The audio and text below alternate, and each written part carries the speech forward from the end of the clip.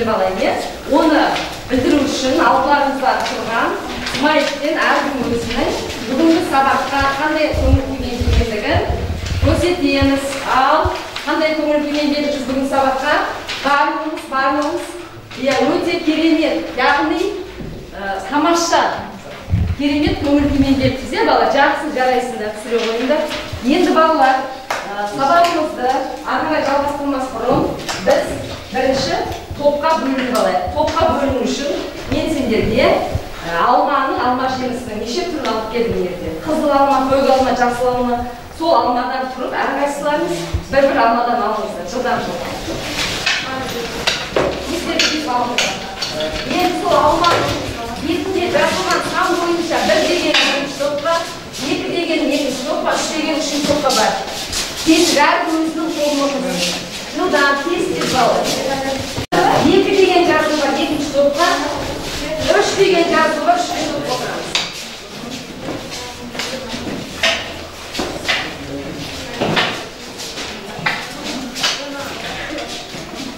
Бұл отырып жайғасында. Мирас айтып қарайды. Жоқ қорып.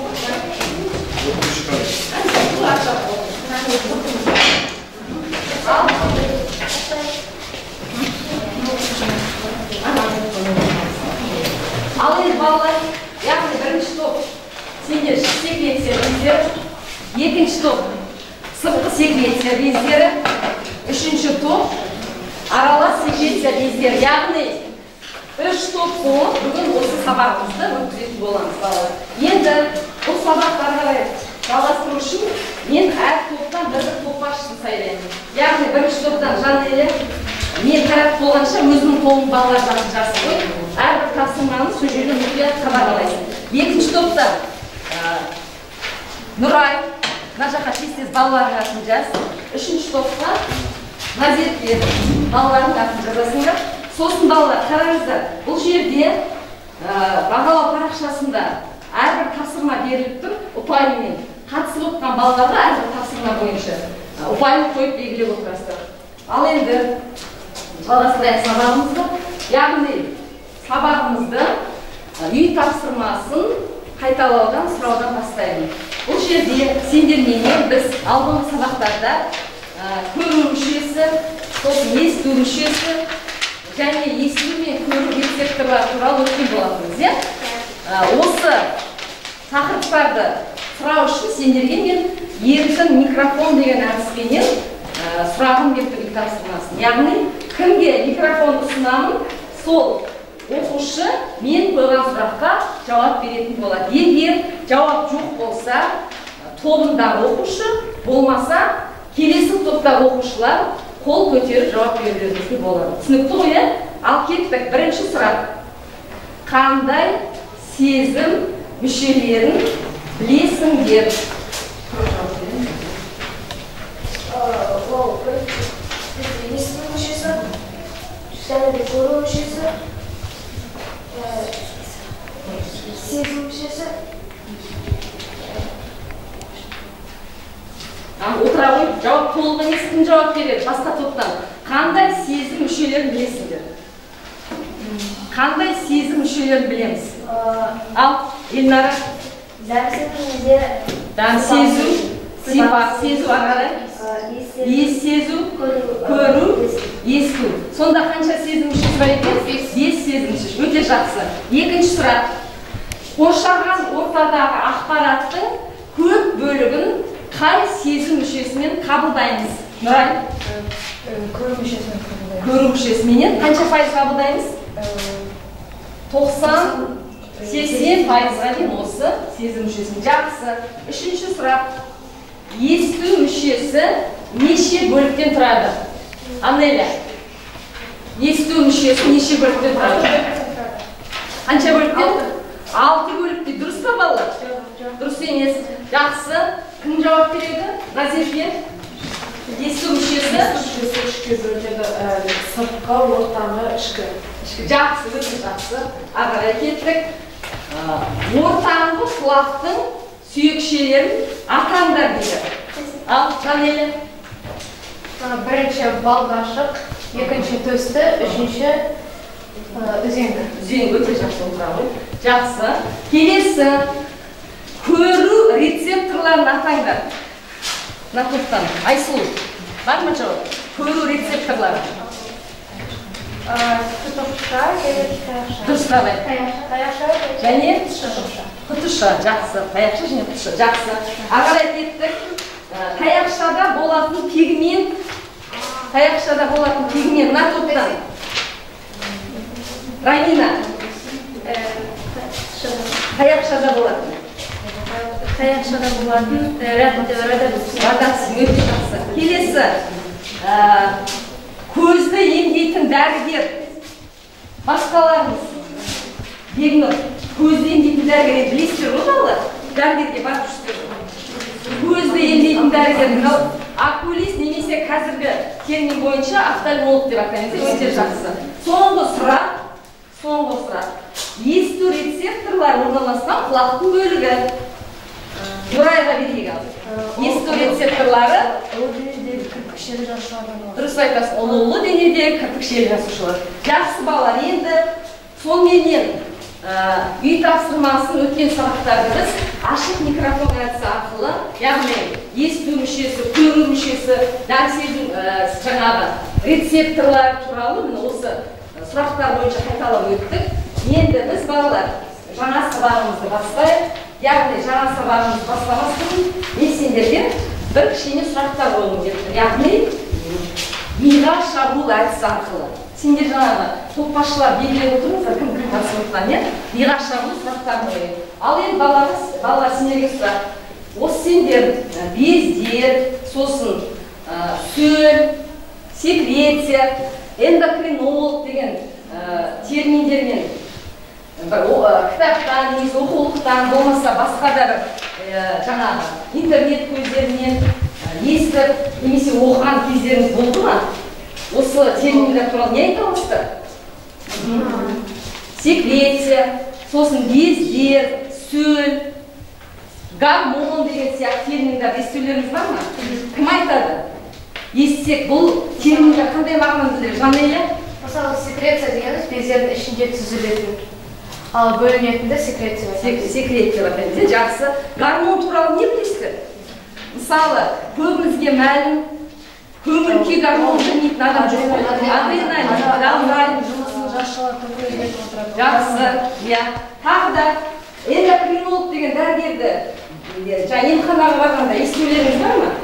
Қандай аурулар емдейді? Және осы гормондардың аз бөлініп кетуінен, көп бөлініп кетуінен болатын аурулар туралы қандай мәліметтеріміз бар өмірден? Естіп жатырсыздар ғой? Мысалы, қан көбейіп кетсе, қандай ауру бар еді? Қан диабеті, жақсы. Сосын адамда тағы да қалқанша безі көп бөлініп кетсе, йод көп бөлініп кетсе, бақшаң көз деген ауруды білесіздер, мысалы, осындай гормондардан, яғни адамның ағзасында жаңағы дұрыс бөлінбесе, немесе көп бөлініп кетсе, әртүрлі не болады екен, ауытқушылықтар болады. Ендеше балалар, дәптерлеріңізді ашыңыздар, бүгінгі күнді жазыңыздар, яғни сынып жұмысы, біздің бүгінгі тақырыбымыз, яғни ашасыздар. 41-ші тақырыпты ашыңыздар, кітаптарыңызды. Тақтада тұр балалар, гормондар, гуморальды ретелу ұғымдары, эндокринді, экзокринді және аралас бездердің орналасуы және балалар несекен қызметі жылдамдарды тақырыпты жазып алайық. Яғни гормондар, гуморальды ретелу ұғымдары, эндокринді, экзокринді және аралас бездердің орналасу және қызметі тақырыпты жазып алайық.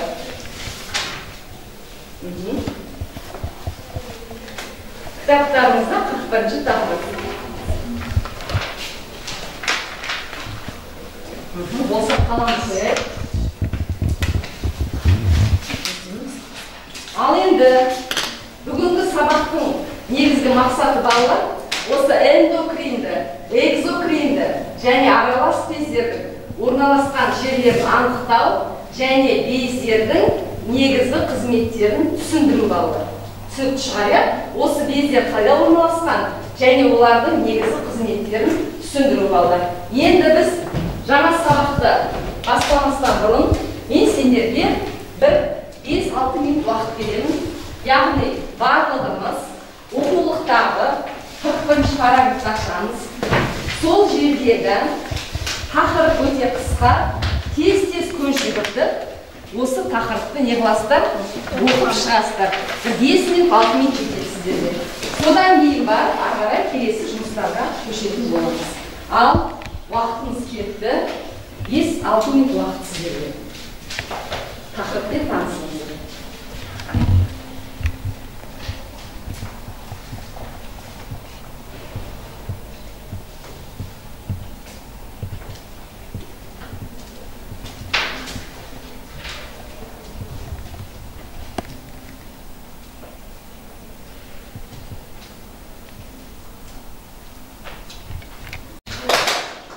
Болды.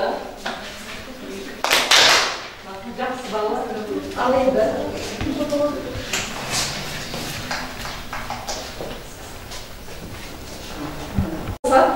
енді осы оқығанымыз бойынша қысқаша бірінші топ не туралы екен Жанель? Мысалы, бұл жерде бұл тақырып гармондар туралы, сыртқы секреция, ішкі секреция, солар туралы, ортаңғы секреция. Ортаңғы білмейміз, не дейміз? Үшке бөлінетін білдік. Дұрыс айтасың, Жанболат араласып жақсы. Жақсы, кім жағы ой қосады? Ал енді ішкі секреция аралас секреция белгілі, ал екіге бөлінеді. Жарайды, оны бермай қойыңыз, яғни түрлері бар екен, не? Жақсы, не? Бездер деген түсінде келсем, бездер деген... Қазір оған тоқталамыз, жалпы бездер. Екінші топ, не айта аласыздар? Бір ауыз сөз. Біз бұл жерде бездердің түрлерін, және бездердің қызметтерін, гормондар және гуморальды өте жақсы. Үшінші топтан бір ауыз сөз кім айтып жібереді? Жаңа тақырып бойынша, оқығандарыңыз бойынша. Не білдіңіздер? Бездердің сипатталуын, гуморальды, гормондардың жақсы. Сонымен жалпы тақырыбымыз гуморальды гормондар арқылы реттелу туралы екен, жақсы. Ал енді кішкене 1 минут, 2 минутта бейне баянға көңіл бөлейік балалар. Ал жақсы, дауысын қарап. Эндокринді жүйе екі басым бездерден, яғни гипоталамус және гипофизден тұрады. Сондай-ақ бірнеше шеткі бездер, қалқанша безі, қалқанша маңы безі, бүйрек үсті, ұйқы, аталық және аналық бездерінен тұрады. Тері безі немесе қарын безі сияқты сыртқы секреция бездеріне қарағанда, ішкі секреция бездерінің бөліп шығаратын өзектері болмайды. Гормондар күрделі құрылымы бар химиялық заттар. Оларды қалқанша немесе ұйқы безі секреттейтін нәруызды гормондар және аталық пен аналық бездер бөліп шығаратын холестеролдың туындысы сияқты стероидты гормондарға бөлуге болады. Жақсы балалар, енді жаңа оқығандарыңыз кішкене негіздеме. Енді қазір кішкене сендерге мен бір түсініктемесін беріп кетейін, ағарай тапсырмаңызды көшеміз. Ал енді балалар, сонымен бір қараңыздар, яғни ішкі бездер, жалпы эпителий деген білесіздер, ұлпаның түрі, эпителий жасушалардан тұратын мүшелер, олардан бөлінетін заттарды секреция, ал бөлінетін заттың өзін секрет деп атаймыз. Міне, бездерді үшке бөлдік міне. Сыртқы секреция, аралас және ішкі секреция. Сыртқы секреция бездері тер, жас, сілекей, сүт, бауыр. Бұл сендерге таныс, күнделікті өмірде тер, жас, сілекей, сүт, бауыр бездері туралы мәлімет білесіздер. Енді аралас бездер, бұлар ұйқы мен жыныс бездері. Бұған бүгін тоқталатын боламыз. Ал ішкі секреция бездері гипофиз, қалқанша безі, қалқанша маңы, айрықша тимус, эпифиз, бүйрек үсті безі. Яғни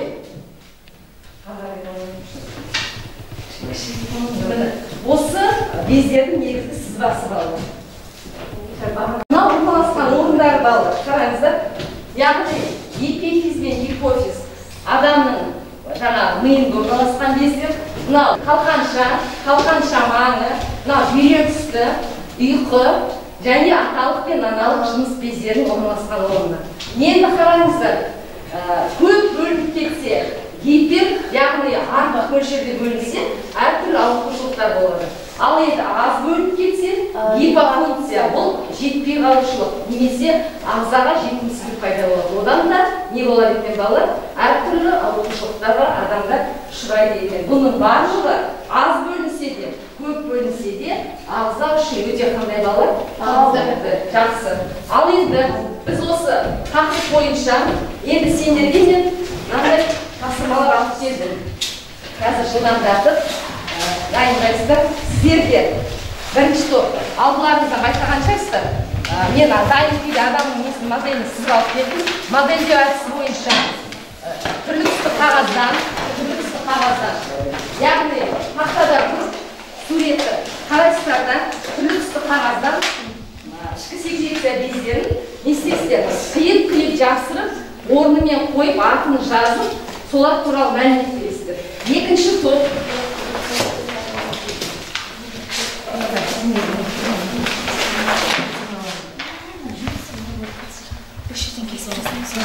сендерде кеш болған әдісі, балық қаңқасы, ал жан-жақтан барлығын көмектесеміз. Балық қаңқасы былай қоясыз. Айсылмай-ақ көмектес. Үшінші топ сендерде постер, қап-таза плакат, осыған мына бездеріңіздің артына байланысты. Бірінші топ ішкі секреция, екінші топ сендер сыртқы секреция, үшінші топ аралас кездер. Фломастер алдыларыңызда. Постер қойсыздар. Біткен топ белгілересіздер. Ал кірсіңіздер жылдан. Міне маркер қолданайық. Маркерді қайшы бар ғой.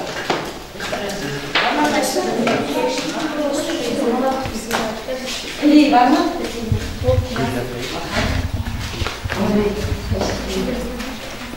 Жоғын жақсы. Тура бүйректің өзін салмайсың. Үстіндегі бездер кішкентай. Түрлі түскен сала беріңдер балалар. Болмаса масарайды кигізе алды. Бездің өзіне бүйрек ұсақ қойдым. Сендерге тек қана бездерді жақсы пішу керек.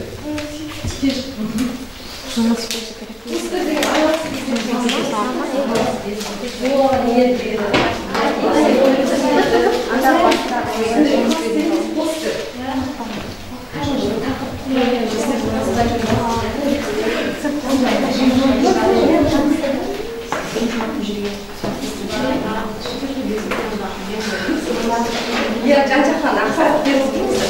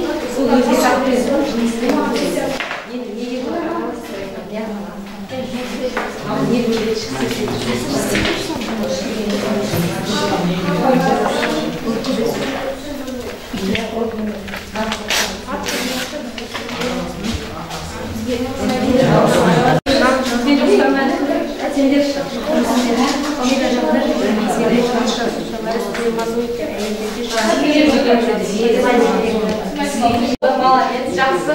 Енді қорғайтын екі-үш адам дайын. Екінші топ, үшінші топ. Жылдамдатамыз.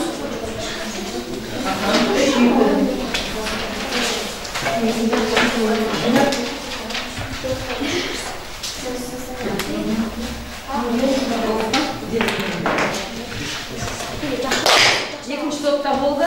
Келесі соңғы үшінші топ.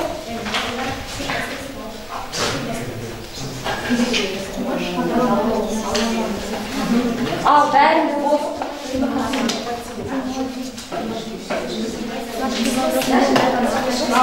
Олыңдар ма? Болды, ал даулар. Енді осы жасаған жұмыстарды жұмысталамыз. Бірінші топ шығып, модельдерді қытағын қорғанды. Келіңдер. Қалған топ тыңдаймыз. Және әлі ағай жұмыстар бар. Бұдан да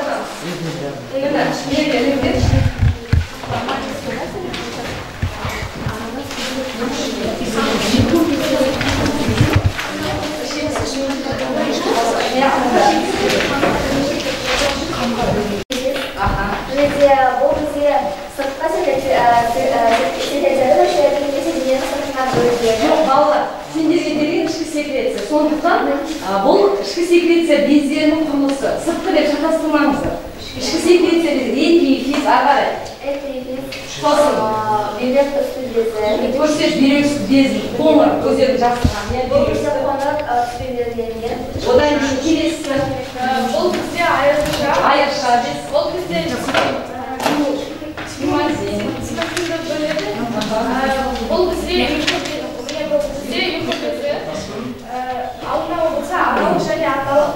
Мыналар Ол алқанша без. Қайтадан бір атап шығыңдаршы. Эпифиз, айырша. айырша, ұйқы безі, және бүйрек үсті безі, аналық, аталық. Енді бір жердегі бір безіміз бар, қандай үшінші. Мынау эпифиз, мынау көмектесіңдер бірінші топ. Гипофиз, мынау гипофиз, эпифиз, қалқанша, айырша маңы, сосын айырша, мынау бүйрек, ұйқы безі, бүйрек үсті безі, аналық және аталық. Олардың барлығы қандай бездер дейміз? Ішкі секреция бездері. Шатастырмаймыз. Ішкі секреция бездері. Енді сендер бір нәрсе айтпай кетіңдер. Яқа гормон деп қойса, тыңда. Гормон. Не бұл гормонның қандай қатысы бар? Гормон аталық пен аналықта және осыларда түзіледі. Бір ауыз сөзбен не деп айтамыз? Гормон нелерден бөлінеді? Қандай бездерден? Дұрыс айтасың. Ішкі секреция бездерінен не бөлінеді? Гормон. Тікелей қайда бөлінеді? Тікелей аталық пен аналықта. Дұрыс емес. Тікелей қайда бөлінеді? Қанға бөлінеді. Жақсы отырыңдар. Сонымен бірінші топте тағы бір негізді кетейін балалар. Гипофиз, эпифиз, қалқанша, осының жанында қалқанша маңы, айырша, ұйқы, бүйрек үсті, аналық пен аталық жыныс бездері. Бұлардан бөлінетін сұйықтықты гормон деп айтады. Түсінікті? Жақсы. Екінші топ. Нұрай. Сәлі жасқамыз. Сендердің әдістерің содан жылдар.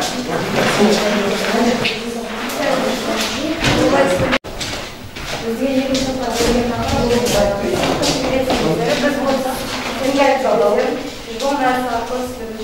Бұл сыртқы секреция бездері бұл бізде жастырын секрециялықтың өзгешелері арқылы сыртқа шығаруы. Бөліп шығарылатын арнайы өзгері болады. Секреттері көптігіп бөлінеді. Мүшелерге дененің сыртына бөлінеді. Орам бойлауы, үсік, сілекей, қарын және де май бездері жатады. Мысалы, бауырдан бізде өрт бөлініп шығады. Жақсы. Бөліп шығарылатын Өзегі бола ма, болмай ма? болады. Болады. Мысалы, сендерге қарапайым мысалы, ауыз қуысындағы сілекей неден бөлінеді? Балалар, ауыз қуысындағы сілекей неден бөлінеді келесіздер? Жоқ, ауыз қуысында үш түрлі бізде бездер болады. Сол ауыз қуысындағы бездерде не бөлінеді? Сілекей міні. Яғни арнайы өзегі бұлардың не қылады?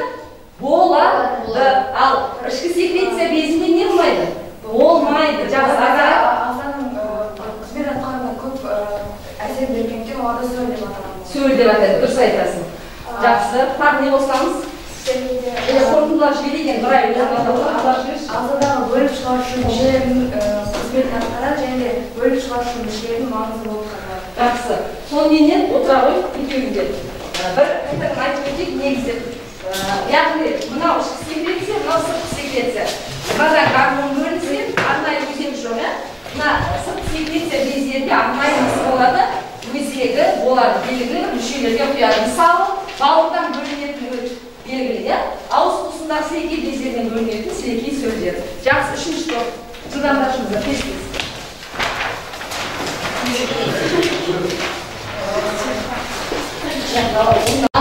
Тыңдаймыз, енді үшінші без бізде Аралас безі. Аралас безі бізге екіге бөлінеді. Ол жылыс безі және ұйқы безі. Жылыс безі бізде сыртқы безге жатады. Ол аналық жұмыртқа жасушасы және де аталық сперматозоидтар. бұлар қандай аралас деп не үшін айтылған балалар? Олар сыртқа да ішке де Дұрыс, ішкі секрециялық, сыртқы секрециялық қызметке қатысады екен. Жақсы. Жашекен тұр Ғанина. Жақсы. Ал ақарай? сосын олар бір мезгілде құралған гормондар өсектерге сөз бөледі. Дұрыс. Мысалы өзің айтып отырсың, жыныс бездеріндегі жұмыртқа жасушасымен сперматозоидтер, және аталық пен аналық бөлінетін гормондар бар. Ол туралы келесі сабақтарда тағы да тоқталамыз. Ары қарай кеттік. Ұйқы безі, инсулин гликоген тікелей бөлінеді, қанға тікелей бөлінеді. Бұл енді қандай нәрсе? Ал сыртқысына ол мүшеден қай мүшеге құяды? ұлтабарға. Дұрыс айтасың, мына өте жақсы. Яғни ұлтабарға құятын бұл ішкі секрециялық, сыртқы секрециялық, ұйқы безінен бөлінетін инсулині ішкі секрециялық қызметке жатады. Тікелей қанға бөлінеді. Жақсы. Сонымен сен жаңа қателіктерін жөндеп жүрген отырамыз. Аралас бездер екіге бөлінеді дейміз. Екі без біздегі, яғни аралас секрециялық безге жатады дейсіздер. Ол жыныс безі мен ұйқы безі. Яғни бір мезгілде гормон да бөле алады, және арнайы өзектерменен сөл де бөле алады екен. Түсінікті шығар деп ойлаймын, балалар. Жақсы. Енді келесі тапсырма өте жақсы жарайсыңдар. Бізде келесі тапсырмамыз жалған және ақиқат. Екеуіне келемін. Бәріміз бірлесіп жауап береміз. Мен қазір оқып отырамын. Ағай, балалар вопрос болғанда. Жақсы. Ал тесілес. Бұл ойланатын нәрсе емес. Сендерге бірден мен оқып отырамын, сендер жауап бересіздер. Топпен бірлесіп. Ал бірінші топ сендерге жалған ақиқат. Тыңдаймыз. Бездер, сендер тыңдап қайтесін жөндейсіздер, басқа топтар. Бездер эпителий жасушаларынан тұратын мүшелер дейді. Ақиқат па, жалған ба? Бәрін айтсаңдар, ақиқат па, жалған ба? Ақиқат. Себебі дұрыс айтасыздар, бездер эпителий жасушалар. Екінші, бауыр, сүт, тер, сілекей, ішек бездері ішкі секреция бездеріне жатады дейді. Неге? Дұрыс айтасыздар, жақсы. Үшінші топ, гормондар ішкі секреция бездеріне бөлінеді. Ақиқат шындық, жақсы. Келесі қайталаймыз.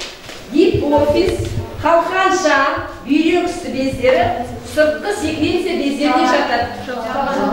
Жалған. Себебі бұлар неге жатады? Жақсы. Келесі, ішкі секреция бездерінің сөл бөліп шығарушы өзегі болмайды. Сондықтан ол тікелей қанға бөлінеді. Ақиқат, дұрыс айтасыңдар. Соңғысы, аралас секреция бездері бір мезгілде қанға гормон, сыртқа сөл бөледі. Жалған. Өздерің ойлаңыздар. Қайсына сенеді? Бір мезгілде қанға гормон және сөл бөледі. Жанболат, қалай ойлайсың? Ақиқат па, жалған ба? Ақиқат, шындық. Өздерің жазып тұрмын, бір мезгілде қанға гормон да өзектері арқылы сөл бөледі. Жақсы. Келесі тапсырма. Сөздік мозаика. Ал мына жерде сөздер шатастырылып берілген. Сендер үшінші топтың. Осыны балалар, не істейсіздер? Орын-орынмен ретінен қандай сөз шығармыш қабастар. Тез. Міне, сөздік мозаика. Дұрыс берілмеген сөздерден дұрыс сөз шығарамыз. Астына жазамыз бірден тез. Қай топ болды сразу белгілересіздер?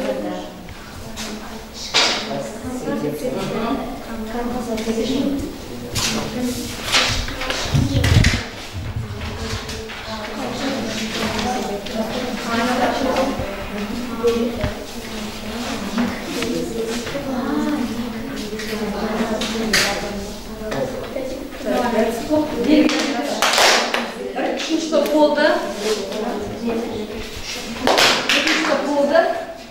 Birinci top.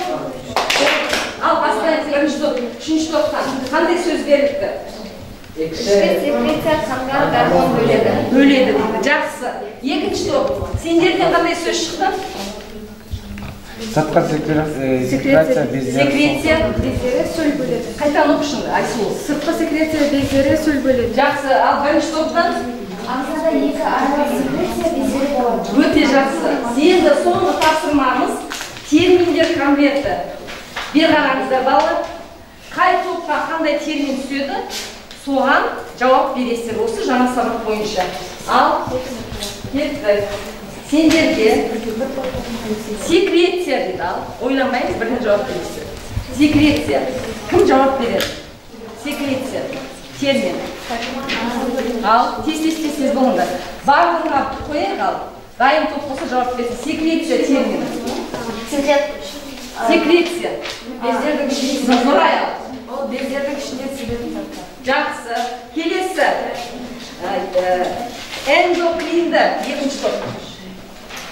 Эндокринді. Өздерің баған айтты. Экзокринді, эндокринді. Ал, қайталайды жан болады? Эндокринді деген ішкі секреция бездер. Жақсы. Келесі. Үшінші. Гипофиз. Бірінші топ. Кім айтады? Гипофиз. Қай топтайын? Гипофиз. Ол негізгі ішкі секреция безі болып. Дұрыс айтасың, өте жақсы. Негізгі ішкі секреция безі. Келесі. Гормон. Бірінші топ әлі жауап бере алмайық жөнді. Гормон. Ішкі секреция бездер бөліп шығарады. Жақсы. Сұйық топ. Ары қарай кеттік. Экзокринді. Үшінші топ. Өте жақсы, молодец. Секрет. Нұрай сендерге. Ал, Жанелі. Нелерден бөледі? Секреция бездерінен бөлінетін неден толықтырамыз. Жан болады. Жақсы. Ал енді балалар, сонымен біз бүгінгі сабақта ішкі секреция, сыртқы секреция, аралас бездер туралы білдік, балалар. Енді осы сабағымызды қорытындылау үшін біз соңғы бір әдісімізді қолданайық, бір ауыз сөз әдісі. Яғни, әр топтағы оқушылар орындарыңыздан тұрып, бір ауыз сөзбен бүгінгі сабақта не білдіңіздер? Сол туралы рефлексия, өз ойларыңызды айтасыздар. Бір ауыз сөзбен айтасыздар. Ойларыңызды жинақтап, бір ауыз сөзбен. Ал, қай топтан бастаймыз? Бірінші топ, Эльнара. Біз бүгінгі сабақта ішкі секреция бездер туралы білген. Жақсы, Жанелі. Гормондар ішкі секреция бездерді түзілді. Жақсы, Анелі. Және де бездер туралы. Бездер туралы. Аялым. Гормондар арқылы қандай өткізілетінін Білдік. Жақсы, Бегнұр. Жылдан балалар. Бүгінгі сабақтан ешқандай ақпарат алынбады ма? Білдік. Жақсы. Нұрай, бүгінгі сабақтан қандай бір ауыз сөзбен қорытындылайсыз? Бездерді секреция бөлінді. Жақсы. Айсұлу. Біз аралас секрециялар бездері туралы. Ақпарат алды. Жақсы. Жанболат, бүгінгі сабақ туралы ойыңыз рефлексия. Бүгін бездердің секреция типтері бойынша жіктеудегі Қаншаға жіктеуді? Қандай? ішкі және аралас. Жақсы. Лазерке, не айтасыз? Бүгін біз бездердің үш топқа, яғни сыртқы, ішкі, аралас бездерге бөлінетін және олардың құрамдарын білдік. Жақсы. Ал Нұрхан, сен не айта аласың? Аралас бездер Екі түрі болады. Жақсы. Ал балалар, сонымен сабағымыз өте жақсы өтті. Бірінші топтан белсене қатысқан оқушыларымыз бағалаулар жасасыңдаршы. Эльнара, жылдам. Яғни бірінші топтан белсене қатысқан бізде Эльнара, сіз Анелі, Жанель және Аяулым. Бұл балалар өте жақсы деген бағамен бағаланады. Екінші топтан Нұрай. Бұл жерде қатысып отырған Айсұлу және Нұрай екеуі өте жақсы деген бағамен бағаланады. Үшінші топтан бізде Аман Жанболат, содан кейін Несіпбай Ақбаян дейді. Аман Жанболат өте жақсы, сосын Нұрхан, одан кейін Ақбаян және Рамина, бұл балалар жақсы деген бағамен бағаланады. Ал енді өзің белгіленесің, үйге тапсырманы аласыз. Қандай тапсырма беріледі? Күнделіктеріңізде жазып аласыздар. Неліктен ішкі секреция бездер үлкен маңызға ие кішкентай мүшелер деп атайды. Осыған интернет көзін пайдаланып, қосымша мәліметтер, ақпараттар алып келіңіздер. Сабағымыз аяқталды. Сау болыңыздар. Рахмет.